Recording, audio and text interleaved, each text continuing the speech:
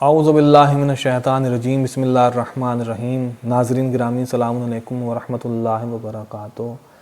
استغفار کے لیے آپ نے مسلسل سنا ہوگا کہ استغفار کرنے سے بہت ہی زیادہ ثواب ہے اور بہت ہی زیادہ فائدہ ہے۔ یہ بالکل حقیقت ہے کہ استغفار کے بہت ہی زیادہ فائدے ہیں، بہت ہی بڑا زیادہ ثواب بھی ہے۔ یہ استغفار ایک ایسی عبادت ہے کہ جس کے ذریعے انسان دنیا میں بھی کامیاب ہو سکتا ہے اور آخرت میں بھی کامیاب ہو سکتا ہے۔ یعنی اس قدر وسیع یہ عبادت ہے کہ دونوں جگہ کارگر ہے، دنیا میں بھی اور آخرت میں بھی۔ جب ہم استغفار کرتے ہیں تو بالکل ایسے ہو جاتے ہیں جیسے ابھی ہم دنیا میں آئے ہیں، یعنی ہمارے نامہ اعمال میں ایک ذرہ برابر بھی گناہ نہیں رہ جاتا ہے، ہم گناہ سے بالکل پاک ہو جاتے ہیں استغفار کے ذریعے۔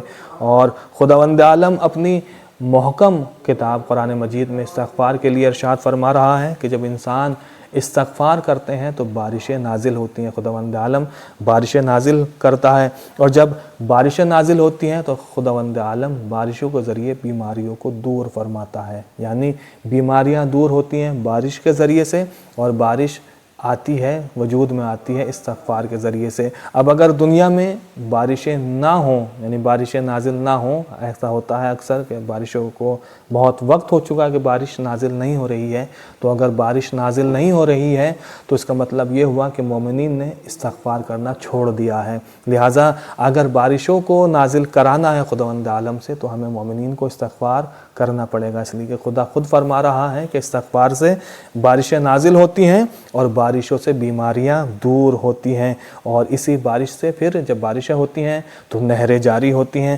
باغات ہرے بھرے ہو جاتے ہیں، سبز و شاداب ہو جاتے ہیں، اور پھر مومنین کا کاروبار بھی بڑھ جاتا ہے اور جو ہے بہت زیادہ ترقی بھی ہوتی ہے۔ اور تیسری جو فضیلت ہے استغفار کی وہ یہ ہے کہ اللہ جو بے اولاد ہیں ان کو اولاد عطا کرتا ہے، ان کو نعمت مال اولاد سے نوازتا ہے، نعمت اولاد سے نوازتا ہے۔ لہٰذا جن کے یہاں اولاد نہیں ہے وہ زیادہ سے زیادہ استغفار کریں، خدا سے دعا کریں، انشاءاللہ اللہ ان کو بھی اس نعمت اولاد سے ضرور نوازے گا۔